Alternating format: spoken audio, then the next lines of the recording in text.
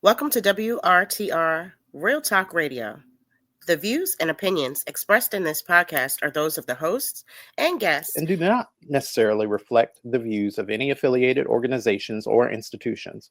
This podcast is intended for informational and entertainment purposes only and should not be considered legal, financial, or professional advice. While we strive to provide accurate and up-to-date information, we make no representations or warranties of any kind, express or implied, about the completeness, accuracy, reliability, or availability with respect to the podcast or the information, products, services, or related graphics contained in the podcast. Any reliance you place on such information is strictly at your own risk. In no event will we be liable for any loss or damage, including, without limitation, indirect or consequential loss or damage, or any loss or damage whatsoever arising from loss of data or profits arising out of or in connection with the use of this podcast. By listening to WRTR Real Talk Radio, you acknowledge that you understand this disclaimer and agree to its terms. Enjoy the show. WRTR Real Talk Radio. Featured guest DJs, original shows, music news, the hottest DJs from around the world. Oh, Lord. I don't know what my voice is getting. Okay, so I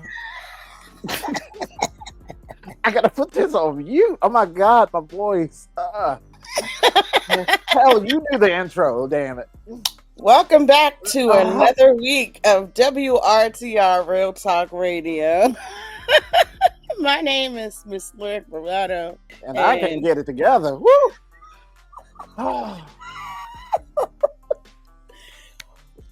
This just means it's going to be a fun show for y'all. Listen, I don't know what's going on with my voice. Well, I do. So I've been, misbehaving out here.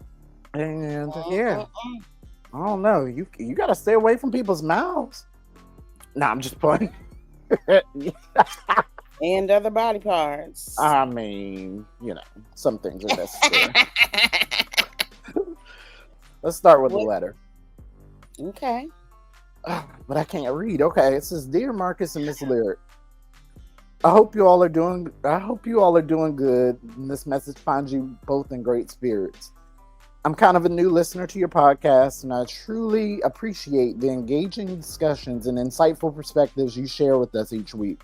Plus, you both are the perfect blend of sophisticated and ratchet that I enjoy." Oh my God, my voice! I'm telling you. I have a fun thought that I thought would make a delightful segment for your show. Okay. If your lives were a movie trailer, how do you think it would sound? What kind of themes, music, and narratives would you capture in essence of your journeys, personalities, and the vibrant conversations you have with your listeners?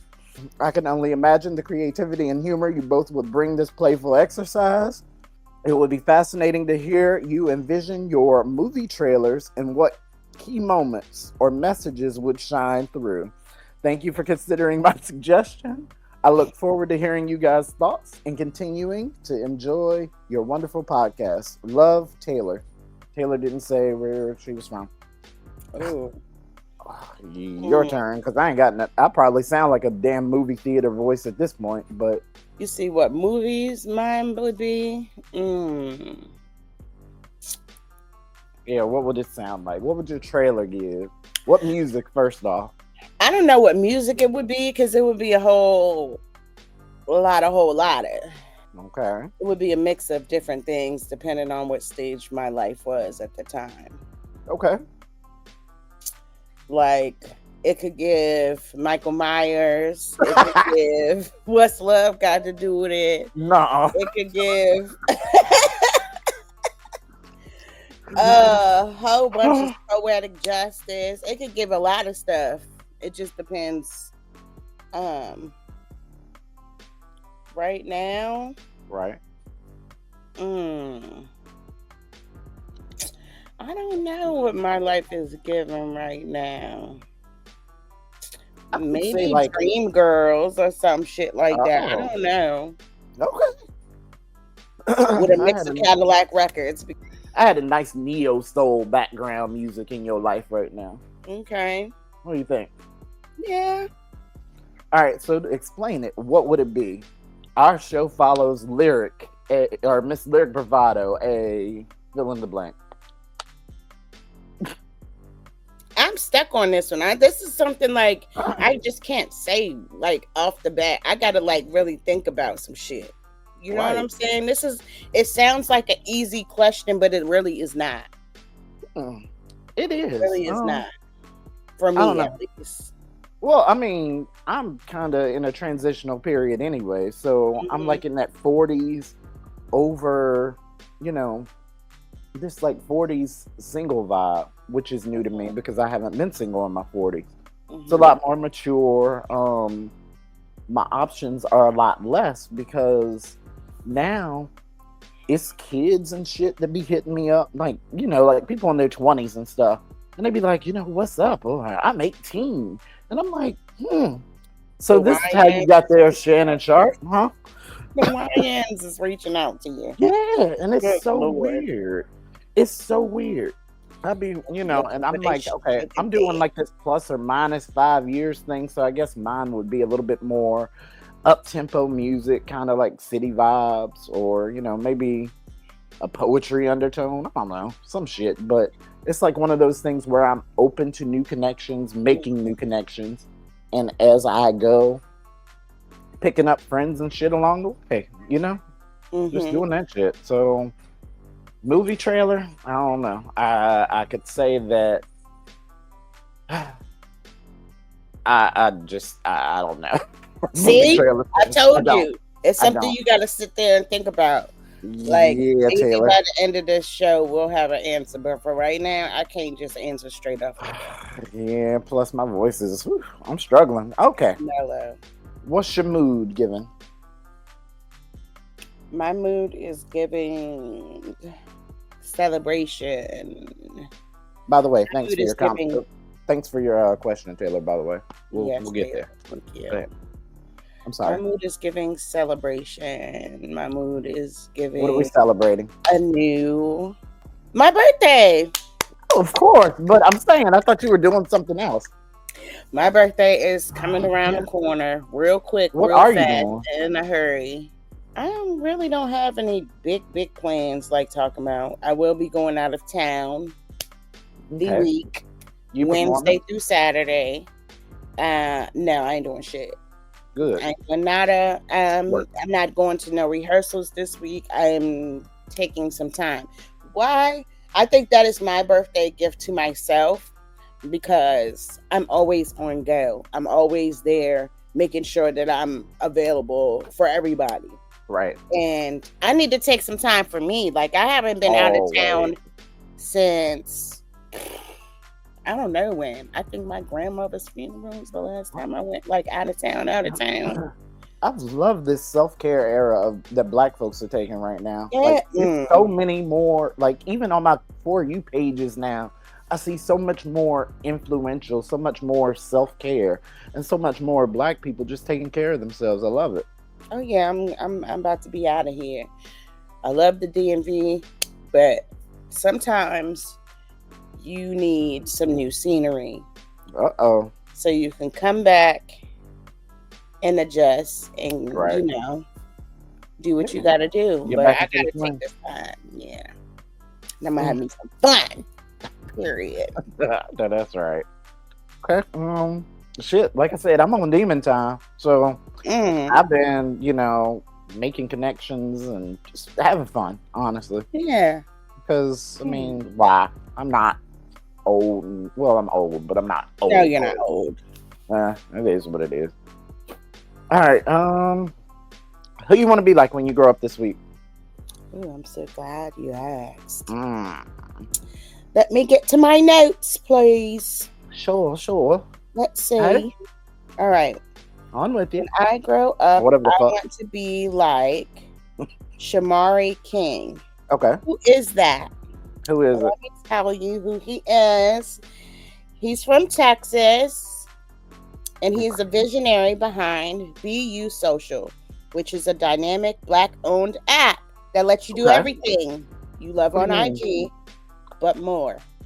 Ooh. You can listen to podcasts, stream your favorite music, sell your products, connect in real communities, all on one platform. BU just got a new look and it's only getting better. It's like Black Facebook Market work. I love this. Check that app out and support your Black. And say it one more again. What's it called again? It's called BU Social. Okay. Then I would definitely try that out because I need something to replace the Facebook in my life. Blue Sky is fine, but it's either like left or right. You either gonna be really political or you're gonna be really horny, and no. So, anyways, let's see. Now I've said this before for another reason, but again, I'll say when I grow up, I want to be like that biracial black lady y'all ain't vote for. Well, I mean, we did, but the rest of them did not. Y'all. Recently, Vice President Harris, she made a notable appearance on The Late Show with Stephen Colbert. And in case you didn't see it, she made some excellent points. So take a listen from the Colbert Late Show. I will always treasure your debate with Trump. That was one of the greatest. That was one of the greatest rhetorical performances I've ever seen. You smoked him like a ham. I just want to remind everybody, you warned everyone about the future under our present president. You said he would prosecute his political enemies. He would cut Medicaid, Medicare. He would ignore court orders. He would alienate our allies. He would give massive tax cuts to the rich. And I know you're not here to say, I told you so. But would you like to?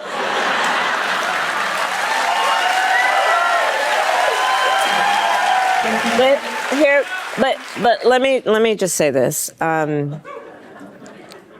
You are correct that I did predict a lot of it. But Stephen, what I did not predict was the capitulation. I didn't predict that. People would roll over for this president. I didn't see that. I didn't see that coming. And perhaps it's naive of me, someone who has seen a lot that most people haven't seen, but I believed that on some level, there should be many who consider themselves to be guardians of our system and our democracy who just capitulated. And I didn't see that coming. The interview continues, and she has this to say. Recently, I made the decision that for now, I don't want to go back in the system. I think it's broken. I think there's so much, there are so many good people who are public servants, who do such good work, teachers and firefighters and police officers and nurses and scientists.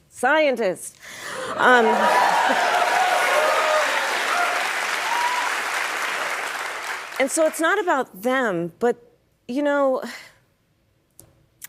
I believe, and I always believed, that as fragile as our democracy is, our systems would be strong enough to defend our most fundamental principles. And I think right now that they're not as strong as they need to be, and I just don't want to, for now, I don't want to go back in the system. I want to travel the country, I want to listen to people, I want to talk with people, and I don't want it to be transactional where I'm asking for their vote. I have to say, as someone who is very qualified for the presidency, a senator, attorney general of California, a vice president of the United States, and then a very hopeful and dynamic presidential candidate for the 107 days that you had to run, to hear you say that it's broken, to hear you say that our systems aren't strong enough, is harrowing. Well, but it's also evident, isn't it? No, it is. And it is. It is harrowing. There's almost no curse word bad enough. But it doesn't mean we give up. That's not my point. Okay, because that's what I'm hearing. Like you don't want to be part of the fight anymore. No, oh, absolutely not. I am always going to be part of the fight. Okay. That is not going to change. Okay, so again, I will point out that y'all didn't pick that lady. The reason that I want to be like her is her ability to just talk to people The way that she talks, she makes everything just so clear when she speaks. Unlike this freaking rust-colored idiot that y'all do have already out here, just making a mockery of the entire country, violating people's rights. It's just, I've seen so much, and it's so frustrating. And I'm just, yeah, Kamala, you did that, girl. Good job. So, anyways. I'm seething because it's like there's always those few assholes in the comments that gotta say some fuck shit to take away from what she's saying. What do you how the fuck did she break the system herself? How? Hold on, wait, what happened? Oh, you ain't read the comments. I very rarely read the comments because I always know that somebody is going to say something stupid. So I've stopped myself from reading, comments on certain posts because I realize how deeply stupid these people are. No, they're just stupid. They're not going to not be stupid. It's a cult at this point because you're just following blind. You see the shit going on in front of your face, but you're just like, you're so like blinded by the shit that he's been spilling out in the news and in the media and on his social media posts and shit like that. Like, y'all not realizing what the fuck is going on. Like, there's been a humongous shift in the United States and y'all are blind to it. What is it gonna take? And to what, you have to be directly affected by some fuckery that he's done for you to wake up and see that he wasn't the best candidate? Yes, that's why they have been a candidate. Period. That's why they get these surviving MAGA goddamn chat rooms and shit now, where niggas be meeting talking about, oh, he fooled me. How? What do you mean? No, what happened is you did not do your research, and you went along with the masses. You went along because you wanted supremacy. That is what y'all wanted. You wanted supremacy. And then you let all of these weird ass conspiracy theories that y'all have held on to for your rabbit ass lives, you let that shit take reign. And you just, I got something for Fox News later anyways, but yeah. So that, not even about supremacy. Some of y'all just didn't want a woman in the office. Oh yeah, the as president. My bad. Let alone a black woman. Oh no, absolutely not. Okay. Absolutely not. But now this is the result of that. Mm-hmm. And then they said it's her that broke it. And how they keep running back so many things back to Obama. I'm like, right, like what is the fuck is wrong with y'all? You were flourishing. Now eggs is $7-8. Like what the fuck, bro? I want to steak, egg and cheese so bad. I'm not gonna get it because the fucking eggs gonna cost more than the damn steak now. What the fuck? Make that make sense. Y'all tripping like shit. Mm-hmm. Oh, I can't. All right, if it were lyric up next. So let me get this straight. The KKK thought they could march into a Native and Black community with their stupid little flags and not get touched. They showed up for a rally, but they left with their sheets soaked in fear and pee. Let me tell you about the night the Klan got their asses handed to them by the Lumbee and Black folks in North Carolina. It was January 18th, 1958, Robeson County, North Carolina. A Klan leader named James Catfish Cole. He decided that he was going to host a good old-fashioned cross burning near Maxton. Why? Because he didn't like seeing Lumbee and Black folks marrying, sharing schools, or God forbid, existing with dignity. He printed flyers, made speeches, said it was time to put them in their place. But the thing is, Robeson County was not the place for that. Night falls. Hayes Pond. Cole expected hundreds of Klansmen to show up and back him up. He got maybe 30. Meanwhile, over 500 Lumbee men joined by some Black neighbors, they showed up deep. Armed, ready, and not playing. They surrounded the rally from all sides. Some were in military gear, some brought hunting rifles. They told the press, "We didn't come to talk." And when Cole tried to start his little hate speech, someone shot out the light. Total darkness. And then, all hell broke loose. Shots fired into the air. Klansmen ran like roaches when the lights come on. They dropped their flags, their signs, and even their guns. Cole himself, he took off and ran and hid in the swamp like the coward that he was. Nobody died that night, but the Klan's reputation did. The media called it the night the Klan got routed. The Lumbee held a victory parade the next day, holding up that torn Klan banner like a trophy. And guess what? James Cole was arrested soon after, and he never held another rally in North Carolina ever again. That's what resistance looks like. You don't hear about the Battle of Hayes Pond in school because it shatters the myth. The myth that Black and Indigenous folks just took it, that we didn't fight back. But we did. And sometimes we won. So the next time you hear somebody talking about the Klan, remind them of the night that a bunch of Lumbian Black men showed up in the dark, uninvited, and sent the Klan running for their lives. That's history. That's power. And that's the part they hope you never learn. Maybe not what you should do, but definitely she would if it were lyric. What's going on, y'all? It's your girl, Miss Lyric, and I'm back with my segment, If It Were Lyric, where I discuss your relationships, your situationships, and your friendships, and I give my 2 cents about it. If you guys want to continue to send me your advice, questions, stories, etc., etc., etc., please send them to my Gmail at lyricbravado@gmail.com. Now let's get into it. I low-key be wanting you to throw in your bullshit, like in your intro. Next week. All right. So this one, just for the fun of it, I want you to know that I just copied, pasted from the email, and dropped it here. So I've not read this. Oh my God. Okay. So, subject line said, help. Love in the Motor City is a hot mess. Hey friends, I hope this letter finds you all sipping through something fabulous while scrolling through the latest gossip or podcasting gold. And is. I'm a bisexual Black woman living in the fabulous chaos of Detroit, and boy, do I have a scandalous tale that can make even your wildest dreams look like a Sunday school picnic. Okay, Detroit. So here's the scoop. I've been juggling 2 relationships like a circus performer on a unicycle. Let's call them A and B. A is the sweet, sensitive artist with a heart of gold. He's the kind of guy who brings you soup when you're sick. Amen.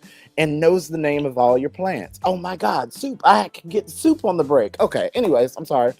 On the other hand, we have B, the fiery and adventurous soul who could convince a rock to dance. He's spontaneous, charming, and has the kind of energy that could light up a city black. You can see where this is going, right? Now, here's where it gets sticky. This sounds like a movie trailer. She should have answered this question. Here's where it gets sticky. I see what you did, girl. Y'all nasty. Y'all nasty, and I'm out here coughing. Anyways, A thinks we were exclusive, and I genuinely adore him. But the chemistry I have with B is like 4th of July fireworks. It's bright, loud, and slightly dangerous. I've tried to explain my bisexuality and my feelings to A, but I feel like I'm trying to teach a cat to fetch. Frustrating and not going anywhere. So I'm caught in this tangled web of love, loyalty, and a dash of confusion. If it were you, how would you handle this situation? Would you go for the safe and sweet soup maker, or dive headfirst into the sizzling chaos of the adventurous heartthrob? Because honestly, I'm just trying to figure out if I should stick to one relationship or keep the party going with both.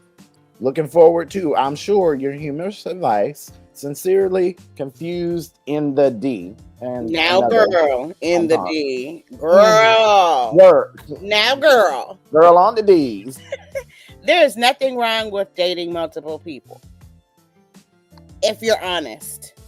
True. With them. If you were not, it sounds to me like you were not honest, because A's thinking that he's your only boo, and clearly that's not the case. So therefore, you need to be honest with A and possibly B, and let the cards fall where they may. Now, sound like if you he end over up there. clueless, that's on you, because you chose not to tell the truth in the beginning. You should have been honest with both of them and say, look, I'm dating. I'm going to see other people. I'm not exclusive, and until we make that decision, then Pussy ain't I'll be yours, spending nigga. some time with so and so, and I'm gonna be kicking it with so and so. Like, you have to be honest at the beginning. Yeah. A over there writing poetry to his cat and shit. I love her. Meanwhile, she out. Oh, I love it. I love Fucking it. on the back of a motorcycle. I get it, Listen, girl. Do your thing. Do your thing. Do your thing. I'm with you, but be honest about it. Okay? Be honest about it. You got to keep it a buck. You got to keep it 100 and tell the truth to A. And they might say, girl, bye. A might be. Think this is. That might be. Say. But then again, on the flip side, he might be feeling you so much, he might be like, all right, I'm with it. You never know. But it's time to have a conversation. Wow. So if you do want to continue dating both, you need to open that. You need to open up that line of communication and, let them know, look, I'm dating him, and it might be a her since you said you was bisexual. There you go. Okay? So that's what I would do if I was you. Yep. Work. All right, now this one's a little spicy, so spicier than that. Very anonymous. Yeah.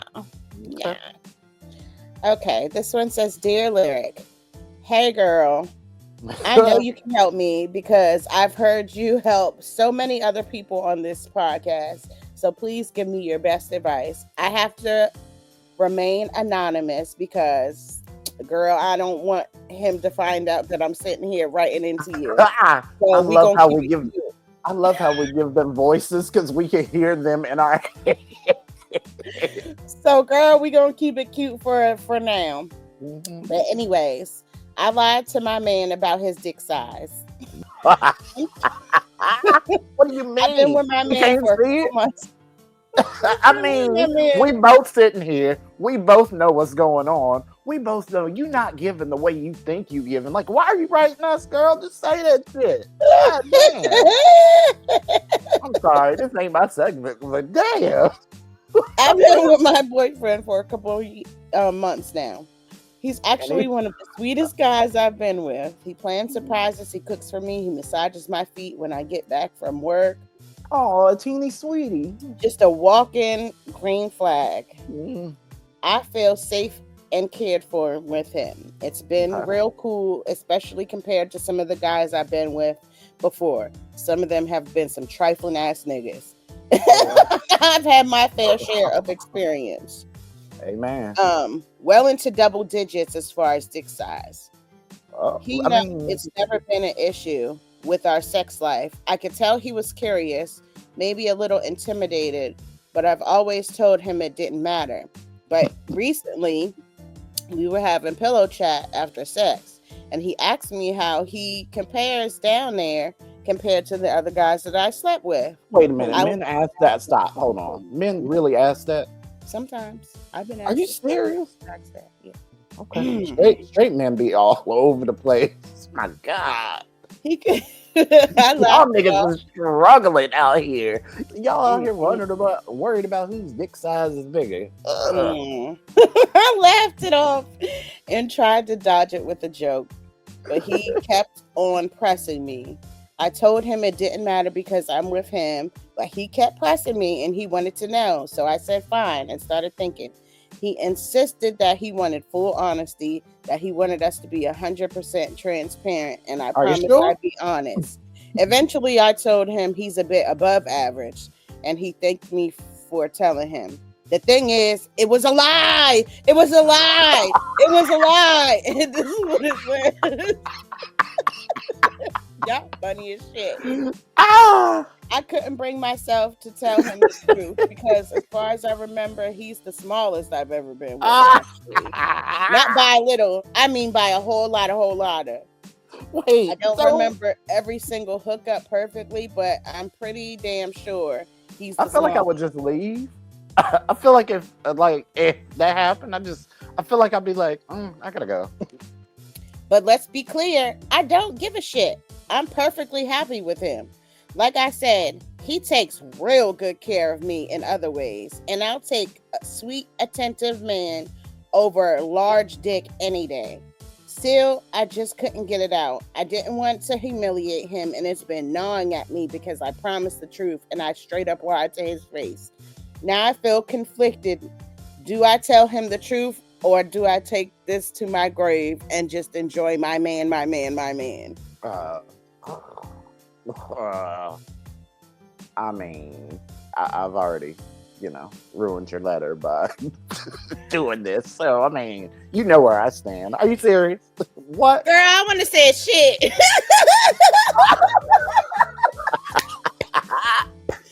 Now, usually I don't condone lying. However, if you're happy with this man and you love this doesn't man, sound like, and he's treating you real, real good. Is he? Because I feel like, Well, she said she doesn't care. She said but she doesn't care. She just feels bad for not telling him that he's smaller than the niggas that she's been with in the past.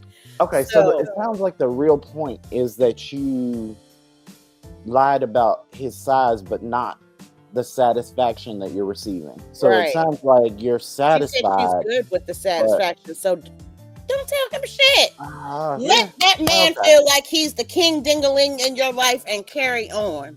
Oh, yeah, because nothing's better than sitting in a room going, oh, I got the biggest dick in this room. Raw. Like, what? Okay, sure. Now, what you don't need to do is, if he switch up and he start acting up, because sometimes motherfuckers will do that when they wait a minute, I got a big dick, so okay. Don't you go throwing that shit in his face, calling him little dick nigga when y'all get into an argument.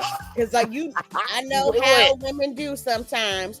You get super duper mad. That nigga done did some fuckery shit. You done caught him doing some stuff he wasn't supposed to. And now in the argument, you want to say, you little dick bastard. That's why your dick was little. And I like, don't do that. Don't do that. Don't do that. Do it.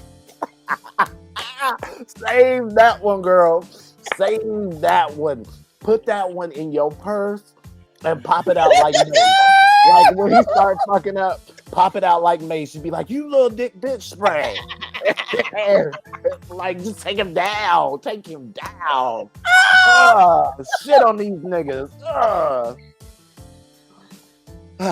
Okay, I digress. Oh my God.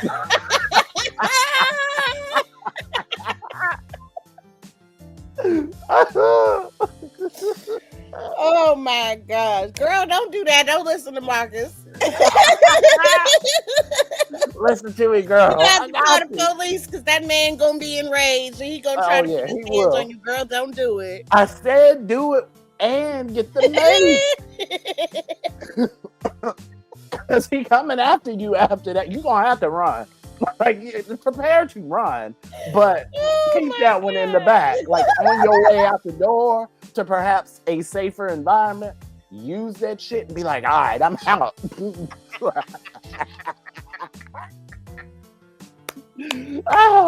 But save it and use it if you need it. Yeah. Don't do that. But maybe if you need it. If y'all happy, he's happy, you're happy, don't throw no wrench in that thing because it's gonna change the whole dynamic of your relationship. Because one, he gonna feel like you lied, and then two, he's gonna start second guessing himself and your satisfaction level. Then he gonna start doing some wild shit trying to, do be extra when you ain't asked for all of that. So just chill. Some things you gotta. It's okay to keep to yourself. You know what I'm saying? It's okay to keep it to yourself. Like, that nigga from 2005 had that dick so big that he was smashing you through the headboard. You know that. But you ain't gotta. His name is B. Every aspect of your past relationships with your present person. And I think at times that needs to be said on here as well. Some things you can keep to yourself. Be honest about certain situations and things like that, but you don't have. There's a thing called oversharing, And a lot of people do that. My husband included. He overshares. He be telling me a bit too much. And I be like, I don't need to know that you took this bitch out to dinner to this restaurant in 2005. Like, shut up sometimes. Like, I don't care. I don't care. Some things you can keep to yourself. Okay? That's just what I would do. You ain't got to do it. But girl, if you wanted to be in that relationship with your green flag nigga, I would keep that to yourself. Take it to your grave. Or weaponize it if you need to. And that's all I got on my segment of If It Were Lyric. Every time there's a cleanup on aisle 9, they seem to come and find a Democrat to do it, and then they get amnesia, okay? So I'm telling you, I am confident. It doesn't matter who the Democratic nominee is going to be, we're going to win. But what are we going to need to do then? For me, it's getting aggressive. Now listen, I'm not going to say this is what we're going to do, but I'm telling y'all what my vision would be. Number one, this Supreme Court is corrupt. So again, serving on the Judiciary Committee, there are bills that we have put into place. We need to have some real guardrails around this Supreme Court. Because the Supreme Court has paved the way for half the stuff that we see that's going on. Listen, Donald Trump is a piece of shit. Okay, we know that. He is. But in a functioning democracy, he still would not be able to get away with this. But he's been able to get away with this because the House Republicans are complicit. He's been able to get away with this because Senate Republicans are complicit. But most importantly, the courts, especially the Supreme Court, is complicit. And so I think one of the places that we have to start is we are absolutely, they are the highest court in the land, and they have no ethics guardrails. Now you go down to the lower courts, and they do. How much sense does that make? When we know that they're taking money, we have the paper trail, and they refuse to put guardrails on themselves, so it's time for us to do it for them. Time to troll. All right, it's been a minute since we've been tipsy on the show. Okay, trolling the timeline. You ready? I'm gonna try to be ready. Let's see how this gonna go. How many you got? Because I pulled 2. It was only the. I didn't save so no, many. It's actually 3. Well, that's 2. I didn't save so many. Let's see. You want to go first? Let's see. Oh, okay, yeah. Did you know? Probably not.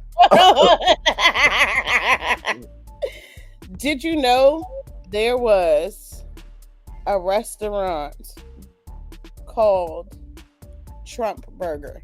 Yes, I saw. Was it you that sent me that video? Or did I send it to you? Shit, I saw somebody sent me that. Okay, so let's get into this tea. The owner of Trump Burger, a Donald Trump themed restaurant, why has been detained by ICE. Wait, hold on. And now faces deportation for allegedly overstaying his visa. No.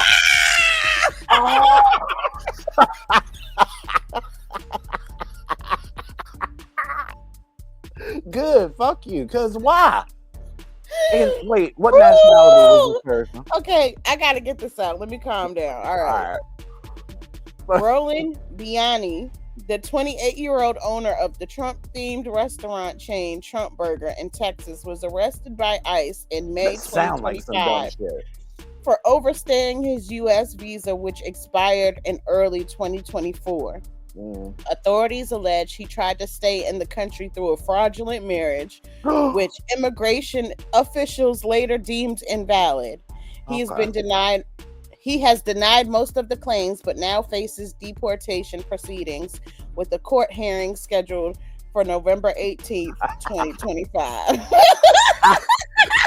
I mean, there you go. And it's November, like it's like a whole. It's like the anniversary of this bullshit. Like what? You remember this? Please, if you can find this, Can you insert that song that the Hispanics were singing? Oh no! Donald Trump. So, I don't know. I might.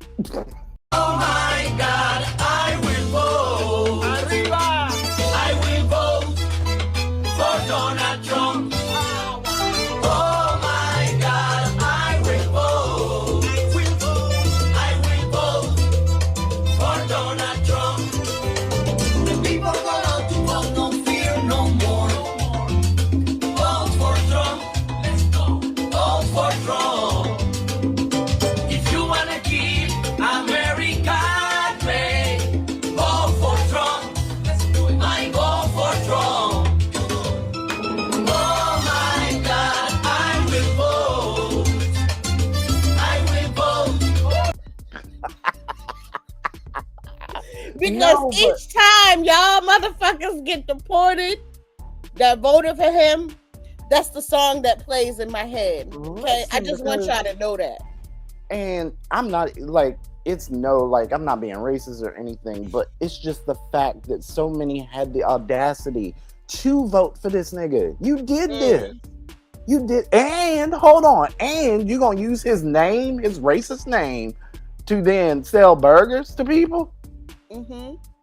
under I'm a telling you, fraudulent literally. marriage? What? Every single time I see a Trump supporter who is Hispanic get deported, that's the only song that plays in my head every time I read it. I swear. Well, this administration Because is it's like, what makes you think he was gonna help you? true, and this administration is hateful anyway, so they're going to snatch you up regardless if you here legally or not. They're doing it all over, Listen. according to these reports. So And black people need to be careful too. Make sure you get your ID. Make sure you have your stuff, because guess what? If they find you on the street and you ain't got no type of documentation, you're gonna be grouped up even if you was born here. They don't that care. is what the reports are saying. I mean, it's all over. So look out for yourselves. Speaking of Trump, so you know Diddy reached out for a for a pardon, right? Child, please. I'm dead ass. NBC News headline: Sean Diddy Combs has reached out to Trump about pardon, source says. So I'm clicking on this story. So his defense team has reached out to Donald Trump, and this again, according to NBC News, a source close to the legal team told NBC News that he asked about pardons in an interview on Newsmax on Friday. Trump said, quote, "They have talked to me about Sean," end quote, but didn't announce any decision. So all I'm saying about all of this is we know what the deal is. Like, you were convicted on 2 counts of interstate prostitution last month. You face up to 20 years in prison. And this nigga already Trump. Now, Diddy black, so I don't know if this would happen, but I do know they also are playing with the idea and then moved at Ghislaine Maxwell, another pedo and sex offender, to a less secure facility. Like, basically, she was in maximum security. Now she's not. And there's all this talk that I've seen on these news reports about him possibly thinking about offering her a pardon. So, I mean, I'm not saying that, I don't know. Shit, it's pedo pardons reigning at this point, in my opinion. Oh, no, it's not just your opinion. No. Oh, I'm saying the fact that it's raining, because it's just like, really? It's not opinion, it's fact. Because let me tell you what Trump did to piggyback off of that. Trump appointed registered sex offender Lawrence Taylor to the Youth Fitness Council. What? So when people are in their most provocative poses, that bitch can sit back and, okay, sure. Youth, I said. Oh, wait. Yeah, you know that presidential youth shit that we used to have to do in school? That little No. fitness joint. No. Oh, He wait. appointed him With the- to run it. Ew. Okay. So, and Diddy's lawyer, Mark Geragos, he says Diddy will become a Trump supporter if pardoned, which, I mean, duh. Rich predators apparently take care of one another. So, I mean, I don't know. And more Trump news, and I'm going to make a point, but according to CNN Politics, Trump calls to prosecute Beyonce based on a non-existent $11 million payment. Did you hear about this bullshit? I did. When So she y'all- made appearance with Right, that shit that we Paris. were all waiting for. So y'all, in this week's bullshit, we shouldn't be focusing on, but are. We already know that it was BS. Beyonce was not paid to perform at Kamala's rally. She was not paid to be there. There was no exchange of money. She simply supported the woman. There was no performance, but Beyonce wasn't up there shaking ass. Like, none of that shit happened. She went just like many other artists, many other rappers, many other people, and publicly announced their support. That was it. There was no exchange of money. There was no federal funds. That is simply what people do during presidential campaigns. It's always been that way. I don't know why y'all are acting like this is something that it's not. But I will say again, I keep hearing like this, the whole purpose of this segment is usually towards pop culture. And I'm hearing more and more of this Trump bullshit in our communities, and these mentalities, this classist bullshit getting into and in the way. I'm seeing people's opinions shift where y'all want to twerk in the streets, have baby oil, rub it all over you because Diddy didn't get whatever charge you thought that he should have gotten. Like, I'm sick of hearing Trump over here in black folks' business. Well, get used to it. Because Sick we of got that. we got him to 2027, right? Really? Okay. Unless, you know, Anyways, you got another story? natural causes happen, you know. I mean, maybe. He's old. All right, so I remember doing a who you want to be like on this particular young man many months ago. Julian Brown, who turned plastic into gasoline. Oh, I remember that story. Okay. Well, now he is. Well, first everybody thought he was missing because he was posting every day, and then he was leaving cryptic messages saying that he felt like somebody was following him and all types of shit. Well, he's no longer missing. Okay. He got his mom to make a statement, but he is now no longer on social media for fear of his safety. Wait, so, I mean, what the fuck is happening? So, I mean, is he okay? He's fine, but he developed a groundbreaking device called Plastiline, which of course turns plastic waste into usable fuels for gasoline, diesel, and even jet fuel. Okay. With solar-powered microwave pyrolysis process. His invention he began working on since he was a teenager. Okay. And made him viral on TikTok and Instagram, amassing over 1 million followers. He's been trying to raise funds for Nature Jab, which is his, business or whatever. But his last message on Instagram was on July 9th, and he said that he was under attack, mentioning being followed by black helicopters and warned that he might not have long to live. And he urged his followers to save his messages, suggesting that something serious was happening to him. Wow. I guess he was keeping up, or his family was keeping up with, the outcries and like the worry of his followers. People were making like videos and stuff like that. Mm-hmm. But his mom did say that yes, his safety is in question. People have been following him, and you know what?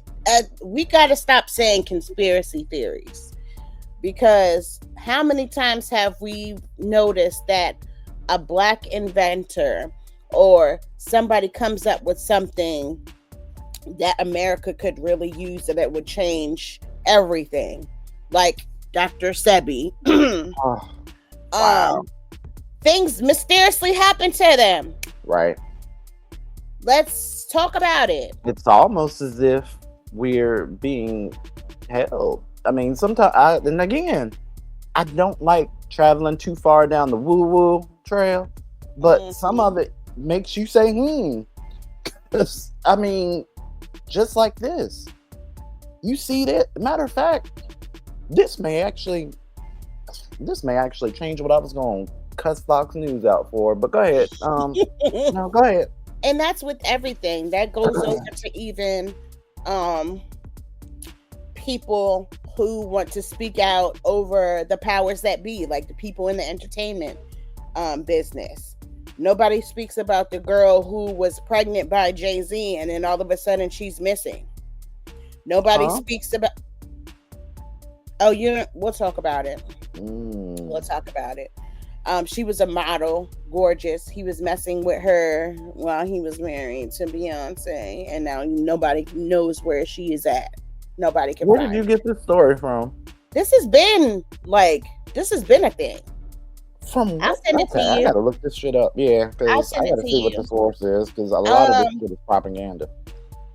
But this has been for years. For years, I've always heard about this girl. And certain celebrities that were like around have said also. Even the ones that have had things happen to them, they're deemed as crazy, or all of a sudden they're dead, and it's deemed as a suicide. Okay, so I'm looking. I see YouTube on something called The Petty Show. Kathy White's family confirmed she was pregnant with Jay-Z's baby. YouTube. AOL.com says, and this was December 2024. AOL.com says, the self-described Helen of Troy of the hip-hop theme, Carmen Bryan, says broken her silence to launch attack against Jay-Z. So it's two different people already. And it's always been Kathy after White. Allegations of him sexually assaulting a 13-year-old girl alongside. Okay, so we already know that whole thing with Tony Busby and how he immediately snatched back that lawsuit, or that those allegations and stuff after Jay-Z. That was the night of Blue Ivy's yeah, but this goes back years though. Blue Ivy's movie trailer thing. Yeah, this goes back premiere. years though. This really goes back years, and I've known about this for years. Like even certain celebrities that have worked with them in the past, like, have said the same thing. And my thing is, like, some people will be like, oh, they're just bitter because they no longer work with this, or they no longer work with them. My whole thing is everybody can't be lying. Certain details about certain things, if they're in one story and it's years later down the line, everybody can't be lying. Well, we got to stop thinking that people are incapable of certain things just because they're in the limelight, just because they're famous, just because this, that, and the my third. whole Like, thing, we got to stop that mind frame. we do, and about certain things. But Jay-Z and who he got pregnant and cheating on Beyonce, that if you said the girl is missing, then that is something worth to be looked at. If it's just shenanigans of them fucking and him cheating on her and her staying with him anyways, that fun to talk about, but I'm not going to deem that, I'm not going to put that under some conspiracy theory. But I do know, we all know largely, it is now even becoming more evident, if you follow these reports, that a lot of these people participate in some quite heinous acts. They do. I'm gonna send you something on TikTok that I want you to watch, and it might change your mind about certain things because Perhaps, but I'm always that person. I got to go to a credible Yeah, news source. If go they ahead. are not reporting it, I'm not gonna believe it. But yeah, everything's not gonna end up. But see, this is the thing you have to understand. Everything's not gonna end up on But the see, media because but who see, that's controls no the different. media? Exactly. But see, that's no different than me having a popular podcast and saying, you know what, Jay-Z knocked me up and I'm a trans man. Like, who gonna check me? Who gonna say I didn't? But because I have a large platform and because I post a headline like that, it takes, and from there we've seen all of these different stories develop and spin off, and sometimes it gets the lawsuit point, sometimes it doesn't. I want to talk about what we know. I want to ask about what's going on with these Epstein files. Okay, I well, want to know what's going on with Diddy then. Like, is he getting a pardon? Because we all know at this point. I went on I met this dude the other night. He out there talking about, I really don't think R. Kelly should have gotten as much time as he did. I said, absolutely. I said, our time has ended this evening. I excused myself because, what do you mean? He absolutely should have. Absolutely should have. Anyways, you got anything else? Because otherwise, don't move on. So, one more thing. Let's end on a weird note. Okay. So, I don't know who this girl is. All I know that she was on a podcast called Confess with Sugar, where she sports a pooch icy and dark sunglasses. Okay. But I sat here and watched this lady confess that she goes to Dubai not to get shitted on, not to get pissed on, but to actually you can do that. Depending on where you are in the city, you can get that done. But actually to consume. To eat it? To eat it. Okay, you should have saved this for news to make you know. Say what? I got something else for that. But she goes over there to eat shit for $30,000 a plate. Wait, $30,000? Who is shitting for 30? Can you imagine? Okay, go with me here, right? Somebody offers you, right? They're like, hey, Lyric. You're like, hey. And you're single and stuff, and then, they're like, I'll give you $30,000 if you take a shit in a plate right now and let me eat it. What you gonna do, girl? What you gonna do? So if I have to take the shit? Yeah. You ain't gonna eat it. It's just, he says, I want you to squat. No. He says, I want you to squat over a plate, shit on it, and I will then consume that turd, and you walk off $30,000 richer. What you doing? Child, I don't know.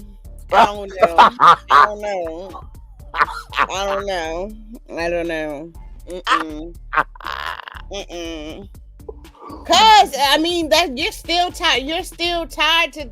You're still selling something. You're still selling a piece. I'm not tied. I'm not tied to that shit. Matter of fact, I don't know, bro. I was gonna flush it for free. $30,000. I was gonna flush it for That's crazy. Free. Work. I wish we could post this and get responses from people because I would love to see what. I'm sure they will be in the comments. I'm not answering. Because remember when I said just previously, some things you got to take to the grave. You never know. I'm not telling. I'm gonna keep my answer to myself. I'm squatting. I'm asking if you want me to get Taco Bell on the way. Nigga, what are we doing? $30,000? Are you serious? To take a shit? Dog, for real? Oh my gosh. And I'm a prude like shit, but $30,000? Yeah, okay.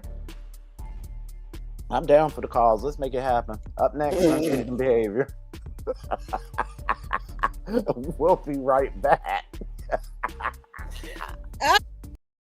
Life has not stopped, and none of our personal lives have stopped. But also, at the same time, life in the United States is profoundly changing, is profoundly different than it was even 6 months ago. Because we do now live in a country that has an authoritarian leader in charge. We have a consolidating dictatorship in our country. And it sounds melodramatic to say it, I know. But just go with that for a minute, right? Think in melodramatic terms. Think in cinematic terms. Imagine the cartoon-level caricature of what you think a dictatorship looks like. I mean, it's secret police, right? A massive, anonymous, unbadged, literally masked, totally unaccountable internal police force that apparently has infinite funding, but no identifiable leadership. And they act in ways designed to instill maximum fear and use maximum force. I mean, when you imagine an authoritarian country, right, what you imagine is masked secret police breaking people's car windows and snatching people off the streets and out of church parking lots and courtroom hallways and taking them away with no charges, no notice, no paperwork, no explanation, not letting them see lawyers, and then moving them secretly to what are effectively black site prisons, where they won't tell you who's there and where no one's allowed in to see what's going on. Right? And that kind of a cartoon caricature of an authoritarian country, the one you might have imagined in melodramatic and cinematic terms ever before we got here, you would expect, right, that you'd have a scapegoated minority group blamed for all things. In our case, immigrants, right? And the new extraordinary powers and shows of force by the secret police, among other things. All these extraordinary powers and shows of force will be framed as necessary to stop this terrible internal enemy, right? Frame everything as immigration enforcement. Because for immigration enforcement, not only is all force justified, but maximum force is preferred. And they're trying to make it into a national entertainment to threaten to feed immigrants to alligators in South Florida. They're making them eat off dishes on the floor like they're dogs. The Chrome Detention Center in Florida. They want us to like that, right? The Republican Party wants to sell t-shirts about that. And if you think it's only about immigrants, take the president's own word for it when he says the homegrowns are next. And then he starts musing publicly about which Americans he intends to strip of their citizenship. Marcus has your glimpse into a world without seasoning. I want y'all to take a listen to this video that came across my TikTok For You page. Ever notice that when black people build an all-black neighborhood, it's called empowerment? But when white people build an all-white neighborhood, all of a sudden they're the triple K. You want to move away from white people because it's healing, but when we do the same thing, all of a sudden it's a problem. Sounds like the real problem isn't segregation. It's the fact that you're not the one controlling it. Y'all don't want equality. Y'all want reverse Jim Crow. I'm so tired. Like, Lyric, I'm so tired of these racists on social media vomiting up a bunch of made-up bullshit or projecting a bunch of horrible shit that they themselves have done so many times.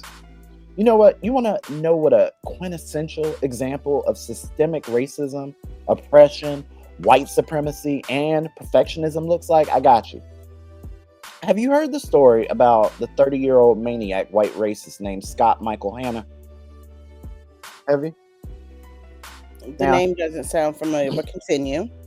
He posted on X on July 31st saying that he himself was organizing mobs to kill 30,000 black people in Cincinnati, Ohio. I heard about it, so I Googled the story, and wouldn't you know, Fox News, a black man's face popped up.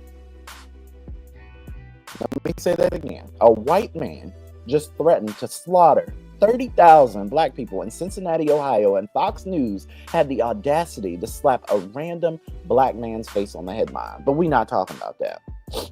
Let me be crystal fucking clear. White people are the monsters. This is, again, all my opinion, but let's look at, let's just look at things. You want to talk about domestic terrorism? Don't look at niggas. Don't look at people with my skin. Look at y'all's uncles. Look at your sons. Look at your suburban neighbor who's buying the guns for the bullshit ass race war I keep hearing about while grilling goddamn hot dogs and playing fucking Toby Keith in the backyard. Need more proof? Every school shooter, white guy. Every mass shooter, white. Every cult leader, white. Every genocidal politician rewriting history to justify the slaughter of Palestinians, Haitians, Black Americans, white. But you can't handle the truth. So you project, just like that stupid ass racist at the start of this segment. For them to grab some random photo of a black dude from an unrelated story and lie to their readers to manufacture a monster to distract from the very real evil this is a reflection of Fox News as a media outlet. In my opinion, them bitches are simply white nationalist propaganda machine. That's all they are. They'd rather incite genocide than admit their sons are psychotic. They'd rather paint us as the executioners while their own are sharpening blades behind closed doors, but not this time. We're staying quiet. We're not giving you the benefit of the doubt.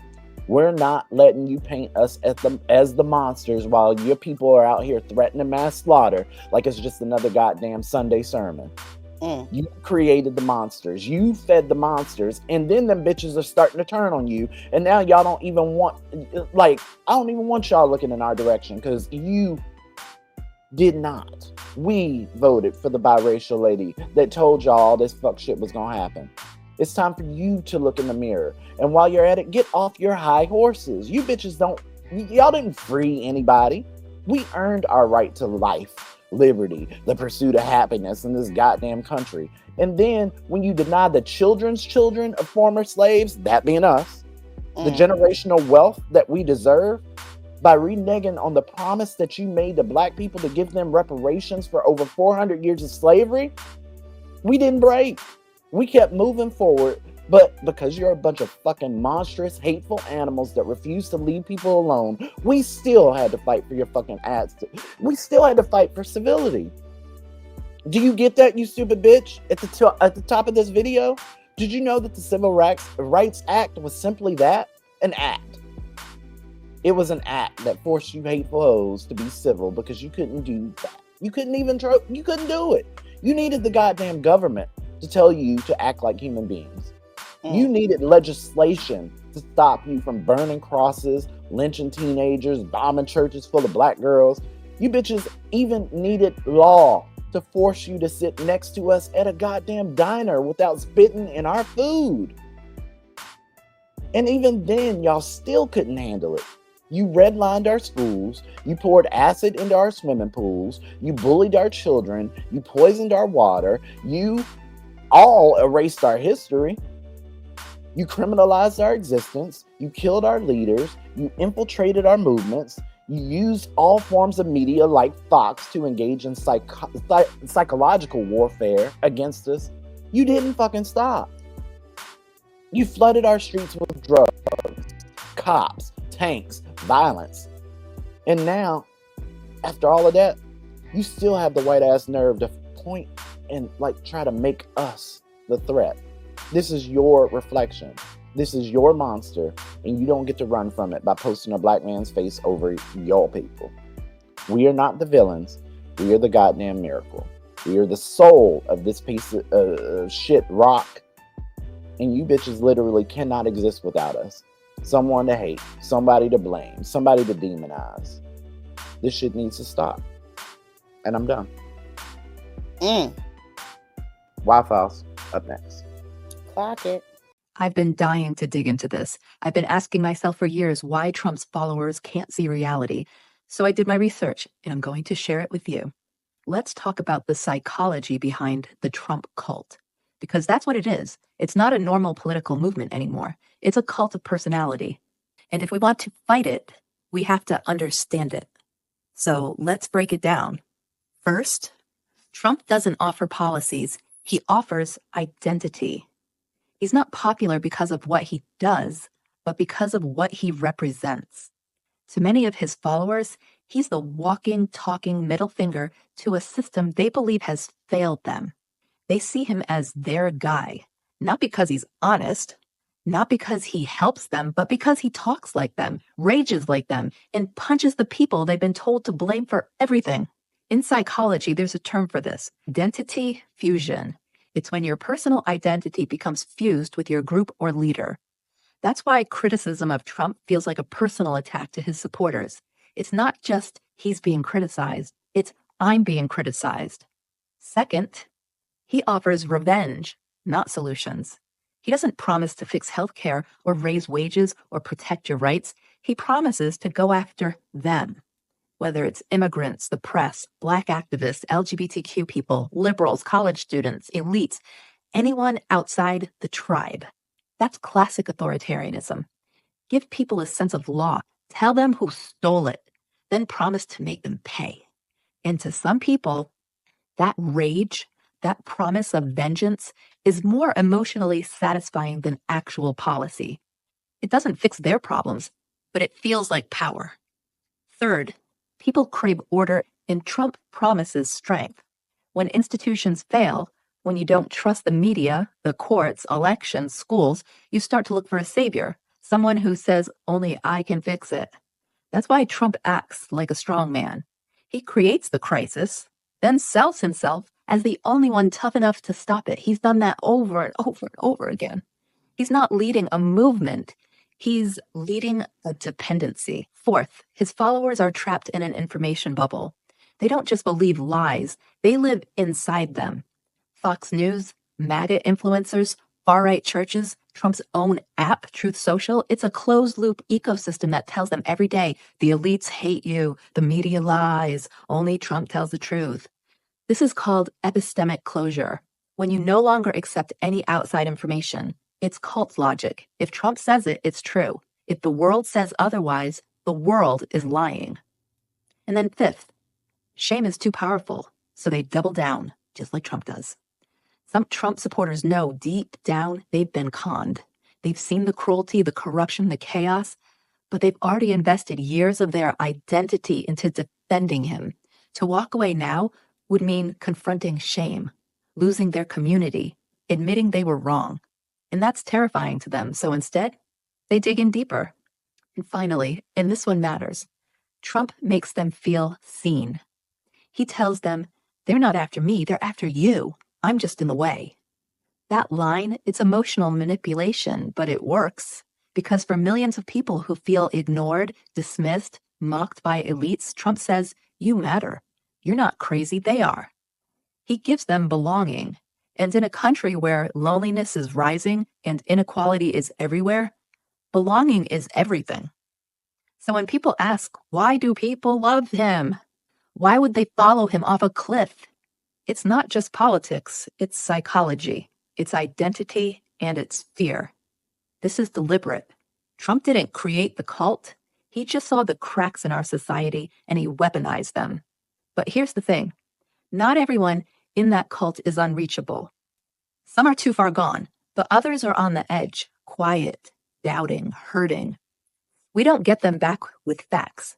We get them back by offering something Trump never will. Real community, real care, and real solutions. Because people don't join cults when they're happy and secure. They join when they're scared, isolated, and desperate for meaning. So here's your call to action. Keep speaking truth, keep exposing the con, and when you can, offer people a way out that doesn't begin with shame, but with dignity. This fight isn't just about defeating Trump. It's about breaking the spell and building something better in its place. That's how we get them in. That's how we get them to abandon him. Why do you have roaches? The Why File. Why do my children hate me? On WRTR Real Talk Radio. Why did my vagina burn? The truth is out there. Why does your vagina burn? Indeed. Explaining the unexplained. We're answering why the questions you want to know by taking your skeets over on Blue Sky at WRTR Radio. We take your emails over at WRTRradio@gmail.com. This is the Waffles. Remember, the truth is out there. You went first last time, so I'm gonna, calm myself back down because that last segment pissed me off. But Kim from Long Island, wants to know. This one really bothers me. Why do people act like raising kids and raising pets are alike? Bro, it's not the same. You want that one? Lyric? Nope. Why? Why? It definitely is not the same. It's not. It's not, but It's not the same. it's not the same. I'll However, play devil's advocate. Yes, the expenses a lot alike. You have to pay for lot pet alike. insurance. You have to the pay vet, for them vet food. costs Yep, all are that crazy. shit. They are. But at the end of the day, pets have a certain lifespan. You got to deal with them kids for the rest of your motherfucking life. True. Now, pets, I will say. Now, with pets, you can. With pets, you can, like, they're eternal babies. And they're going to love you unconditionally unless you're just outright mistreating them. Your kids, a lot of y'all kids don't like you. So I believe that a lot of the conversation comes around the reasoning behind people getting pets and children. Because a lot of you use that, you know, you want control over someone. You want to dominate someone. And that is the reason people say that raising pets are a lot like raising kids, because y'all get them so that you can assert control over them. But I see that far less discussed. So hopefully that answers your question, Kim. Why? Because the truth is out there, and I'm in rare form apparently. So, what you got, Miss Lyric? Why are some white people so obsessed with Beyonce? Did you know, like a few years ago, they were just figuring out that she was black. A few of them. You remember that whole thing? They were like, "Oh, I thought she was." Piers Morgan, Megyn Kelly. Who? That motherfucker had the nerve to say she was culturally appropriating her Levi's campaign. What? Piers Morgan. Culturally appropriating. Yeah. How? Why? Because she got blonde hair and she wearing fucking jeans? That's it. You do know that blonde hair is not a white person's only trait, right?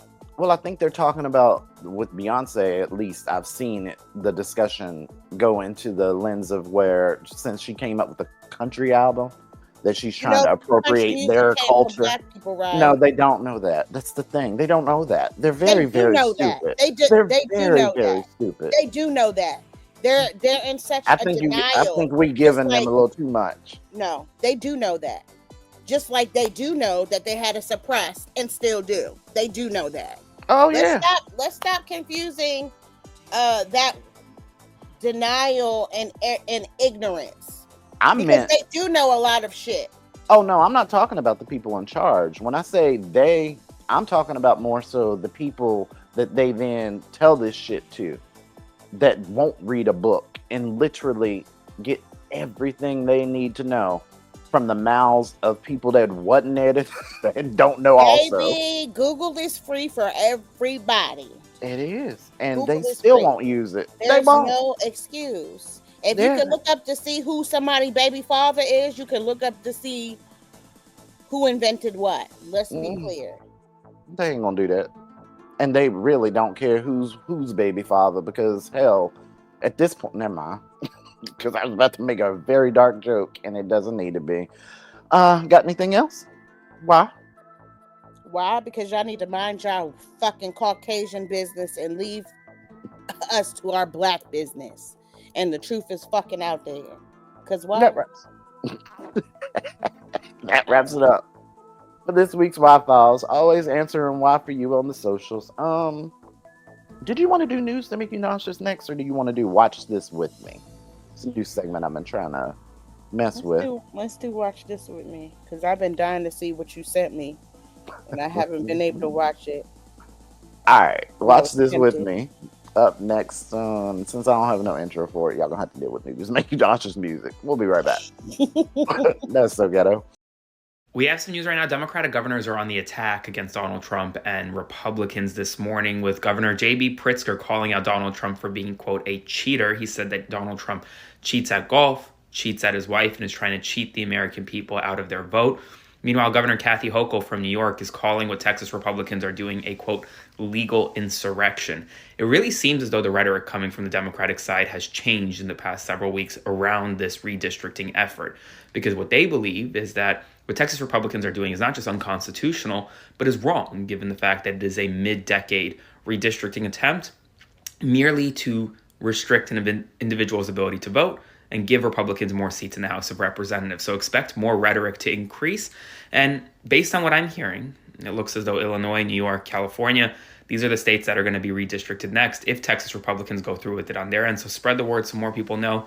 I'll do a full breakdown on my Substack, linked in bio. Subscribe for free and follow along for more. More to come. And now, say what? News to make you nauseous on WRTR Real Talk Radio. Let's go. Watch this with me. Yo, what's happening, man? It's a very, very vulnerable moment for me because today, I lost my job for going live on TikTok. My live was just to show a day in the life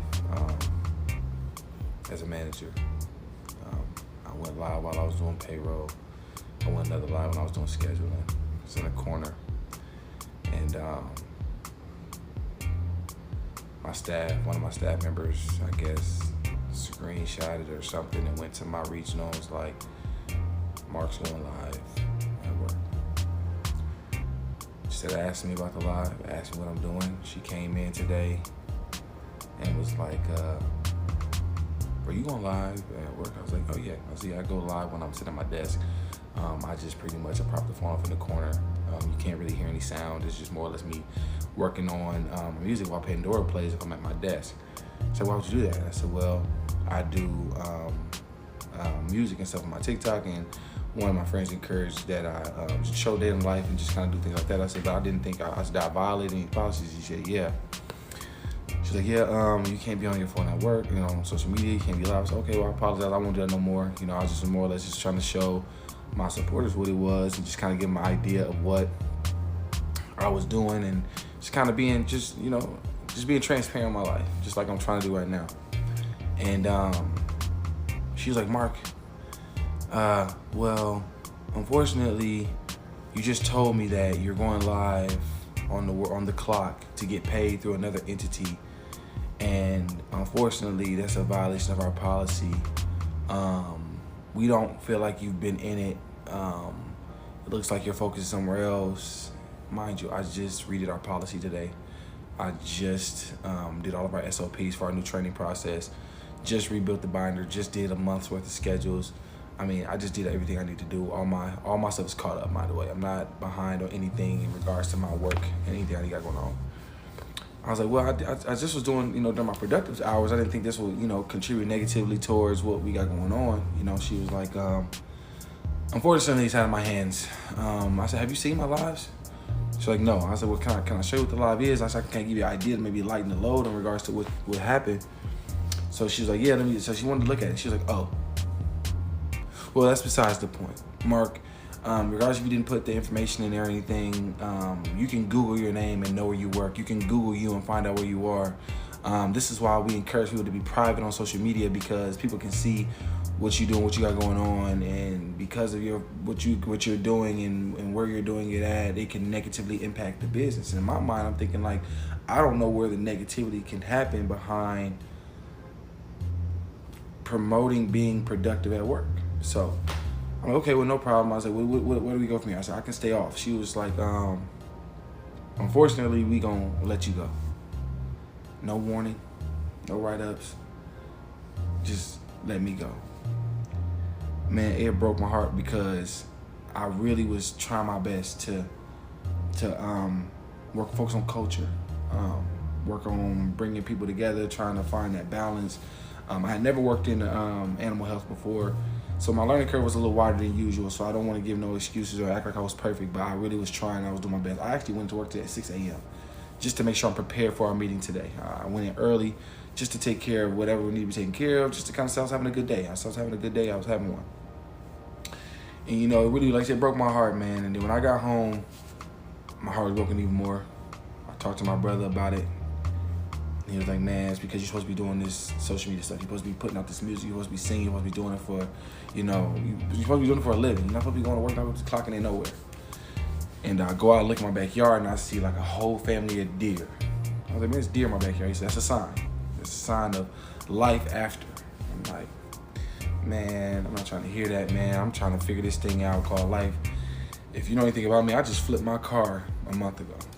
Just flipped off the highway randomly. So my car situation kind of messed up, you know.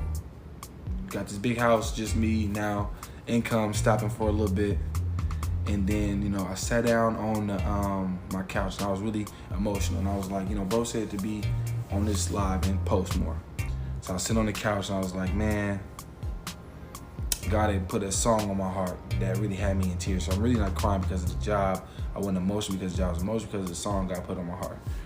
And the song, it was like this old song we used to sing back in the day. But it go like this. It makes no difference what you're going through. You're gonna make it. God's gonna see it through. So hold your head up. Put a smile on your face. Cause this is another test. It won't last always. So get ready for your blessing. Get ready for your miracle.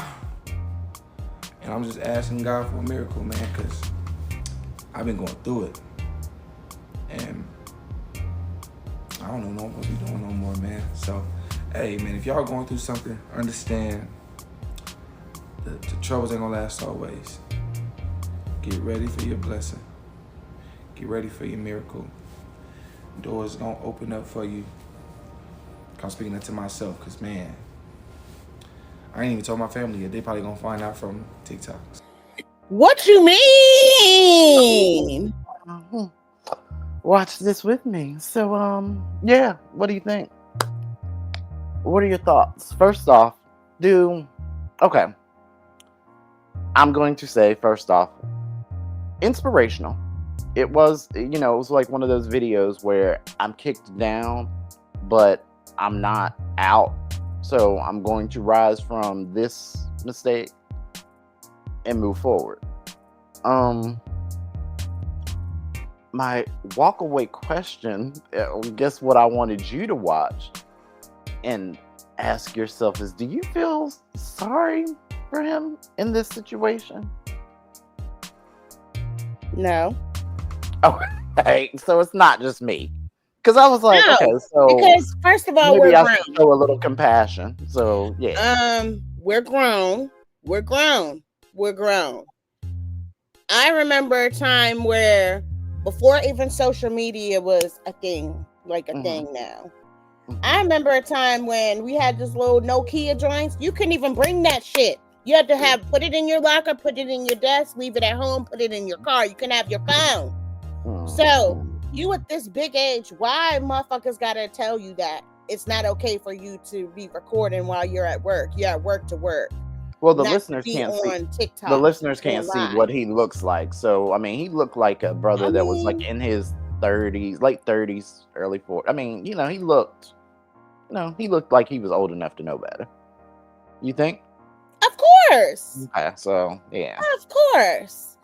You just said you got a big house, which it looks like you got a little, yeah. You got a lot going on. You got a lot going on, yeah. So, homeowner, you own your shit, you got stuff going on. You're old enough to know that you should not be going live at work. So, okay. I don't feel sorry for that. It's unfortunate, but I don't feel sorry for you because you're a grown-ass man who should know better. It sucks that you weren't given, you've never had a warning, you've never had a write-up. I think they probably could have, you know, maybe had a conversation with you, but that's my own personal opinion. But yeah, like you can't be doing that. You can't be doing that. Well, what I would say is, first off, I'm glad to see that we both are kind of on the same page with that one, because I initially saw this and I was like, I don't feel it. But then I didn't want to be like not compassionate about it. You know what I'm saying? Because that is tough to lose your source of income and then still have people with their hands out. That's tough. But as a person that has recently moved to a new city and been on the job market within 5 years, one of the clauses and one of the things that I saw on applications and paperwork from employers was this whole segment and section about social media posts.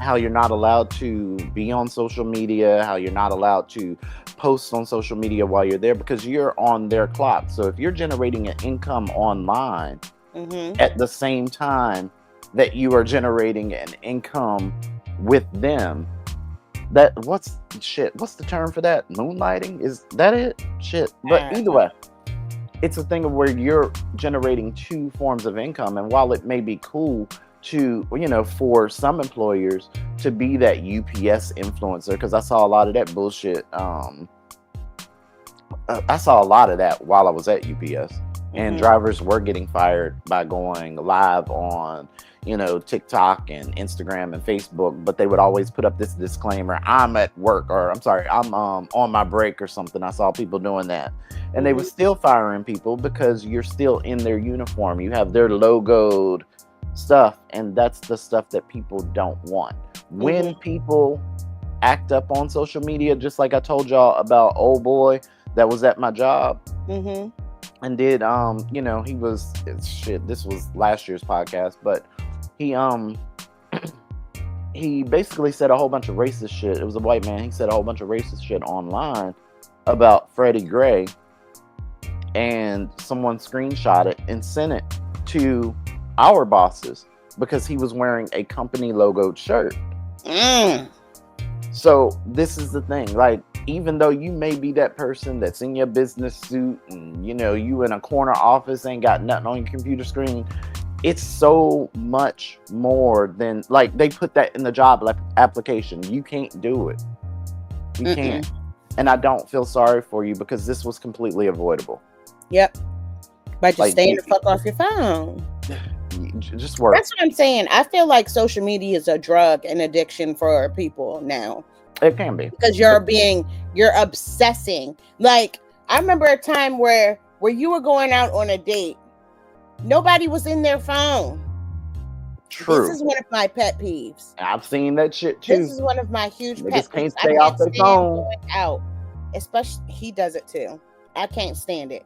We'll be out having dinner and he'll be tap scrolling through Facebook, scrolling through Instagram. I'm like, you're not gonna miss anything. Live in the moment. Like, I've always been that type. Well, yes, I do be in my phone sometimes, but I know that there's a time and a place for everything. I can separate myself from my phone. If we're out, let us be out and enjoy the moment.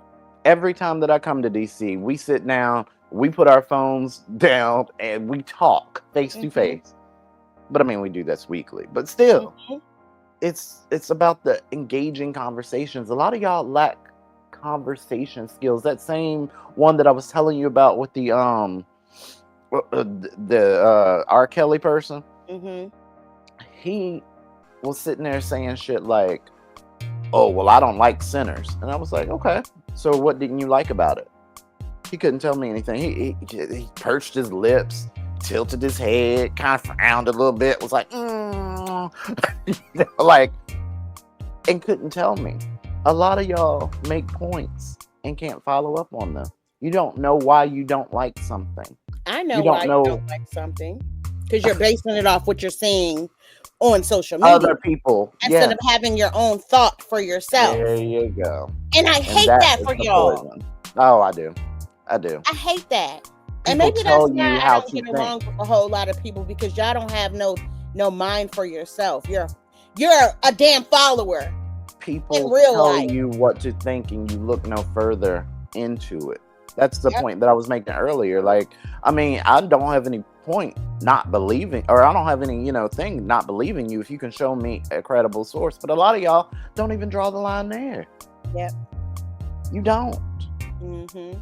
You just go with shit. And I mean, that ain't got nothing to do with this man's video. He was just stupid. Y'all can't do that. You can't be on the phone at work. You can't be social media influencer for certain companies. Certain bosses are not going with it. It kind of does, though, because you're being a follower. You know that that's not the right thing to do. You know what your company policy is, but you see so many other people doing a day in the life of this, that, and the third, and you're joining in with the crowd. Why? Because you don't have a mind of your own. You know that that's not the appropriate thing to do. You know that there's going to be consequences to what you're doing. As much as you try to be, I didn't think. Come on now.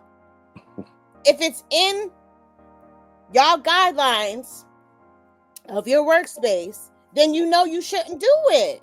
Don't try to put the veil over it. Well, it's not like I was, videotaping people's social security numbers and their addresses while I was doing payroll. It's not that I was doing this. I wasn't having everybody's face in the camera. It doesn't matter. There you go. See, y'all, this is how you watch a video. That's another purpose of this segment. This is how you watch a video and have a conversation about it. See how, we blame him for his actual actions and how it's much different than hearing a woman got raped and then going, well, what does she have on? Mm-hmm. See how that's so much different? I kind of want to do that as this segment develops. But anyways, that was the trial run. What'd you think? Mm-hmm. You like it? I like it. Love it, actually. All right. Maybe it'll be a little bit more up-tempo from News to Make You Nauseous, because certain stories, I'll just be like, for real? You did what with a dog? You know what? I seen one, and I was... Go ahead. I was going to say that. Go ahead. News to Make You Nauseous, No. Go for it. Let me do this one, since this isn't in the U.S. and we got enough shit going on. Say what, France? Say what? Mm-hmm. A 26-year-old nurse in Montreal, France, has turned herself in after allegedly recording herself causing harm to newborns at Andre Gregory Hospital. Authorities say she shared the videos with her 28-year-old partner, who is now facing charges for encouraging and sharing the content. Okay. Both were formally charged and placed under the judicial supervision. The nurse worked in the neonatal intensive care unit. The videos first surfaced online, prompting outrage and protests outside the hospital. Parents who previously delivered at the facility have flooded it with calls, fearing that their infants may have been involved. Hospital officials say the nurse has been suspended and believe this was an isolated incident. The investigation remains active. When I say harmed, I mean sexual assault. Harmed. How the fuck are you sexually assaulting a newborn baby that's already in the fucking neonatal, like a preemie? What the fuck is wrong with y'all bitches? First of all, why is she just suspended, and why is she not under 6 feet of a fucking dirt is what I want to know. Oh my God. Yikes. So while you were pulling your story, I scrolled on over to the Dream and Demon site. These bitches talking about a McDonald's employee stabs manager who was a mother of 6 after ranting online about, quote, being disrespected. Say what? So I clicked on it just to make sure it wasn't that same brother. But no, it's not. It's this woman, and she's a black girl with a very horrible wig. Looking like Annabelle. Shit, she does look like Annabelle. Oh my God. See, It's stories like these that make me want to go and purchase a couple of items from a certain store. Oh my God, it Y'all makes are me look like monsters. I Annabelle. hate it. She looks like Annabelle. Oh my God. She got one of them CNA wigs, them certified nursing assistant wigs. Mm-hmm. Oh, When they work okay. in the old folks home. Oh my God. So Changing bedpans, face ass. if y'all want to know what she looked like, I will skeet it out from the WRTR Blue Sky page. If you want these and more nauseating news stories, follow it over at WRTR Radio on Blue Sky. I'm at MARCUSSMOOT. Again, on Blue Sky and TikTok. I'm on TikTok, Facebook, and Instagram at Lyric Bravado, per usual. All right, so up next for Real Talk, I wanted to talk code switching and the conversation that's going on between the youngs and the olds. Okay. All right, we'll be right back. This will probably get me canceled, but it's the truth. So here we go. All religions are man-made. God isn't. God isn't Christian, Muslim, Catholic, or Buddhist. God is bigger than your label. If your God tells you to divide, you're not talking to God. If faith makes you feel superior, you're only worshiping yourself. If your God hates who you hate, you created him. If your religion needs an enemy, that's not worship, that's politics. Your church isn't the only road to God. It never was. Because religion didn't create God. But man, it sure created a whole lot of wars. If your religion makes you feel chosen, guess what? You already lost. If you think God only speaks your language, you're not listening. God existed way before your religion did. And he's going to be here way after it disappears. All this to say, religion divides. Love unites. So which side are you on?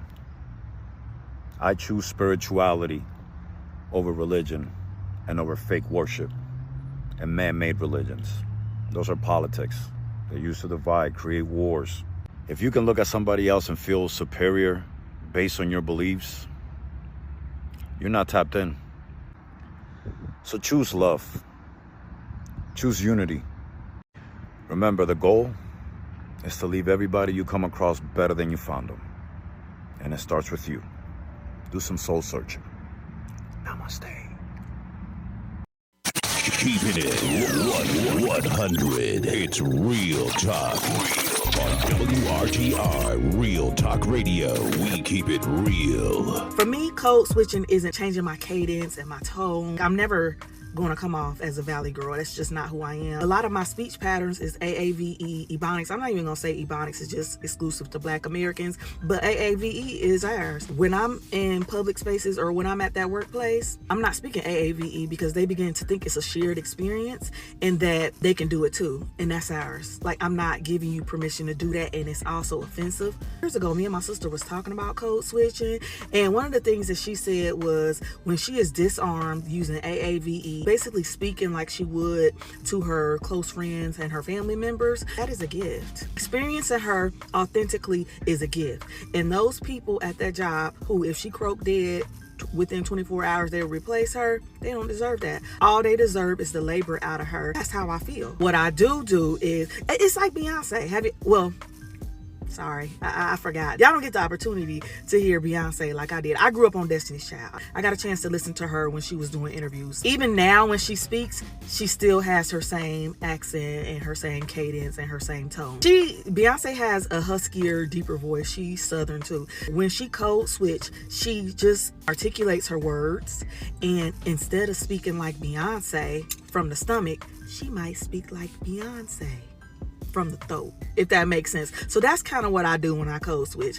I basically articulate all my words and I speak very much softer because y'all know how it is. When you start speaking from that stomach, you already know you're going to be aggressive. But yeah, who I am authentically is a gift, and you're not entitled to that. I'm never going to get tired of putting emphasis on my T's and speaking a little bit softer because it's not hard for me to do that. you don't get to experience me like everybody else that I'm comfortable with and that I choose to share me with gets to. So, but I understand y'all part of the argument too. I rocks with that too. So code switching, this among, so many other videos have sparked this kind of online debate and conversation about whether or not you should code switch.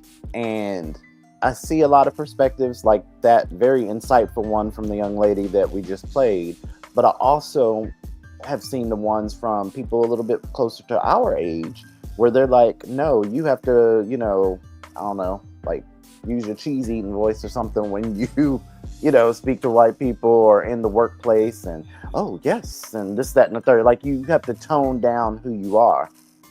And, there's been the debate back and forth. So where do you stand on it, Miss Lyric, after watching that video? As somebody that's kind of recently just hearing about this conversation. So I've never really thought about it. It's just something that I've always done, if that makes sense. Okay. I'm not going to speak to a client or a patient the same way I would speak to one of my friends. Right. To me, that's unprofessional. Okay.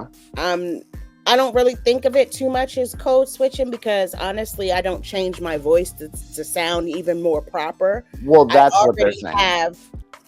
I already have that in me. You know what I'm saying? So it's not like I'm putting on this this thing where I'm switching out who I am.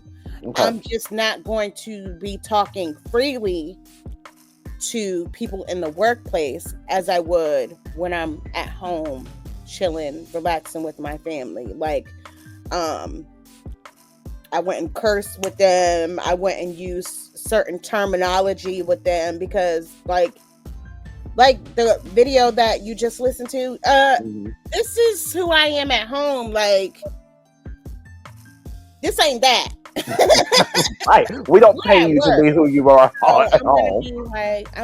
It's gonna just be different. It's just right. gonna be different. But we do not give you a check to be Keisha from around the way. We pay you a check to be, Keisha that's here working customer service. That's right. I get that. So it's different to me, if you are completely changing the way that you naturally are. If you how can I explain this? Yes, what she said. If I'm literally talking like a valley girl, I'm not doing all of that. I'm not going to be like, "Hi, my name is." To me, that's fake. That's fake. There's a way to be polite, and there's a way to be professional and courteous without changing who you are. Okay. So do you think it has to do? Me, code switching is doing what I just did. You're going out of your way to change your dictation, to change your voice, to sound aesthetically pleasing. Right. To people. Ooh, nice. Aesthetically pleasing, you people eat. Mm-hmm. No, but honestly, that's what I'm saying though. But how much of this goes back to the amount of confidence that people have in themselves to not have to wear representation of who they again, I get the professionalism aspect. Don't be, again, you can't be the same at home you that you are professionally. Mm-hmm. But I don't agree with the changing voice tone thing. I may speak more professionally. I may use more, more of a vernacular when I'm dealing in a professional setting, but or even a speaking session. I'll do a podcast. So me, even on here, is a lot different than me sometimes, mostly, but either way. It's about projecting and being professional, but also you have to, you can't not be yourself, because I've seen situations where I don't know. Like, people always try to change that up, and oh, she was just so mean to me when she did this, that, the third, because you were acting in that Valley Girl voice, just like you said. And then when she pissed you off, and you grab her by the wig, and now you hear her talk about bitch, like as you're hitting her. A lot different. So, I mean, that's the extreme code switch, but I do get the point, and I do get the conversation going back and forth, because people our generation hold a little bit more to those standards of what they want us to be versus who we authentically are and want to present ourselves to the world. So I'm not doing all that. I'm gonna let you know that right now. I don't feel like I need to. If you hire me, you hire me. You're not hiring the representation of who you think that I am. Do you code switch for interviews? I'm not doing all of that. No. Okay. No. I maintain who I am, but I'm professional. Exactly. You don't have to do all that, in my opinion. Don't. If you feel like you have to do all of that, you don't know who you are as a person, in my opinion. Excellent point. I love that. Well, that is this week's WRTR Real Talk Radio. Unless you got something else to say. Clock it. No. Oh, man. Follow us again on the socials at WRTR Radio. Miss Lyric, thank you again. This was fun. Yes. It's been a minute since we've been inebriated on the show. I know. This was But great. you know what? What? We might have to do this at least like once a month or something like that. Oh, once a month or something, you know. Just get a little ratchet. No, but there was a lot of points made. I love this conversation, and keep it going as you all navigate about your lives. Yes. And we're on Blue Sky, right? Yep. I want you to post that and see what people say. What the I want to wig? know how many of y'all would shit on a plate Oh my God. for $30K. I want to know. You got to send me the article, and then I will ask the question for context. I absolutely will. Right now. Because we But follow right a lot of politicians, and I don't want somebody being like Cory Booker, look at his phone, be like, WRTR Radio, shit on a plate. What do you mean? I'm just saying. Ah. Okay. Yeah, we sent it. I'll right post it. Okay, that's fine. Thank y'all again. We'll holler at y'all. Well, I don't know, next week, maybe. We'll see. On WRTR. Bye. Bye. WRTR Real Talk Radio. This week's show featured work from TikTok creators Ashley the Baroness, Rep Jasmine Crockett, MSNBC, Neve Natcher Kezo, Aaron Parnas 1, Markethio, Big Swole Poppy, and A Bug's Life, using our platform to amplify your voices.